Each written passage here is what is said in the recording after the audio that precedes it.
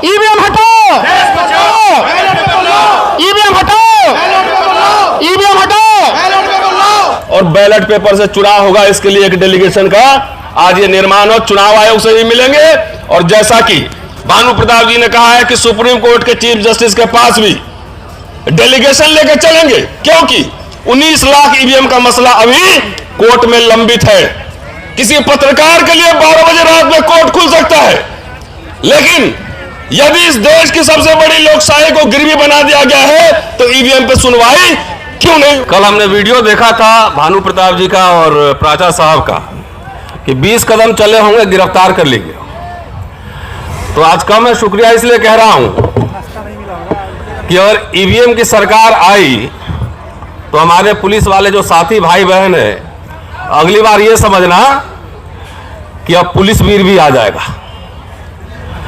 Airport पे तो CIS आधा बदल ही चुका है। किसान वीर बनाने की योजना थी, लेकिन किसानों ने लड़के अपना अधिकार वापस ले लिया। शिक्षक वीर बन ही रहे हैं। पहले पूरी तनख्वाह मिलती थी एडहॉक पढ़ाने पे, अब गेस्ट लेक्चरर है वही 50 लेक्चर मिलता है, 50-60 हजार 70 हजार रुपए मिलते हैं, पहले 1.25 लाख रुपए मिलते थे। तो नंदा जी आ गई, वहां पर देख रहा हूं उनको। तो अब विश्वविद्यालयों में भी शिक्षक वीर बनाई जा रही है और अग्निवीर तो आप देख ही रहे हैं। तो ये जो कॉन्फिडेंस सरकार का है और इस बार नारा है कि अब की बार 400 पार, तो ये कॉन्फिडेंस कहीं और से नहीं, ईवीएम के अंदर से ही आ रहा है। कहने साथियों, मैं बहुत संविधान के दायरे में और बहुत व्यवहारिक बात आपके सामने रखने जा रहा हूं। देखिए, बाबा साहब ने जब संविधान बनाया था तो उसके पहला लाइन जो है ना, जय गणेश जी और अल्लाह अकबर नहीं रखा था, और रखा था वी द पीपल, हम भारत के लोग।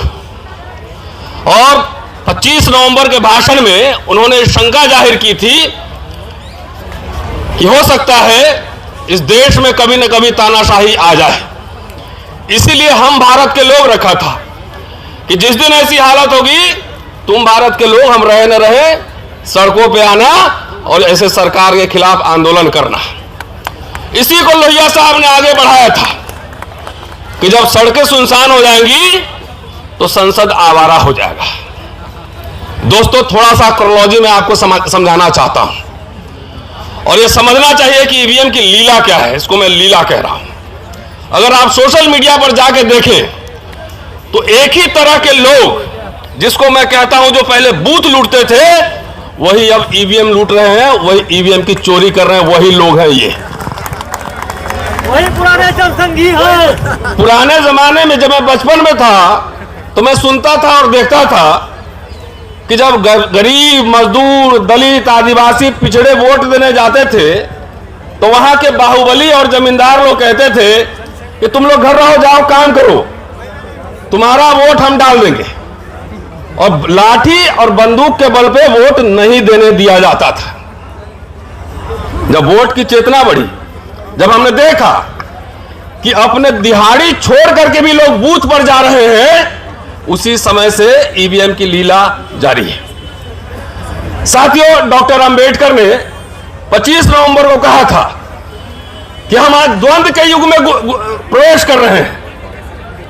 राजनीतिक समानता तो होगी, एक वोट एक व्यक्ति, टाटा का भी एक वोट, अडवाणी जी का भी एक वोट, अडानी जी का भी एक वोट, और हमारा भी एक वोट, लेकिन सामाजिक और आर्थिक गैर बराबरी होगी। लेकिन आज वो एक वोट हम जो देते हैं उसकी भी डकैती हो रही है। मैं ईवीएम को कहता हूं कि दुनिया का, अगर भारत दुनिया की सबसे बड़ी लोकशाही है तो ईवीएम जो है दुनिया की सबसे बड़ी डकैती है, सबसे बड़ी डकैती है।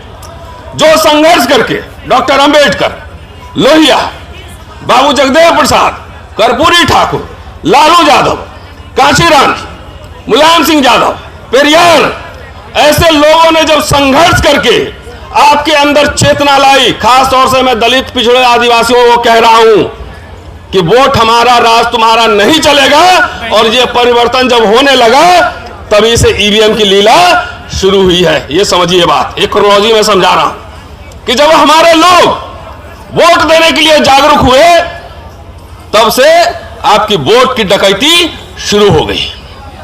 साथियों, एक दो बात और मैं कहना चाहता हूं, बहुत सारे वक्ता हैं कि देखिए, कोई भी टेक्नोलॉजी आता है, मैं शिक्षक हूं, इतिहास पढ़ाता हूं, तो वो बेहतरी के लिए आता है। सबसे पहले ईवीएम का प्रयोग 1980 में केरला में हुआ था और उसको कोर्ट ने टर्न डाउन कर दिया था।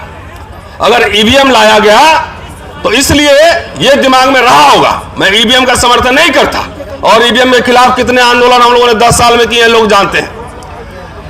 इंटेंशन क्या है यह जानना जरूरी है। जैसे अभी ईडी कानून पिछले सरकार ने लाया था, लेकिन इस सरकार ने संशोधन करके अब आपके जेब में 10 रुपया भी है तभी ईडी वाला पकड़ लेगा, तब भी ईडी वाला पकड़ लेगा। उसी तरह का जब ईवीएम आया था, आज कांग्रेस पार्टी भी उसका विरोध कर रही है।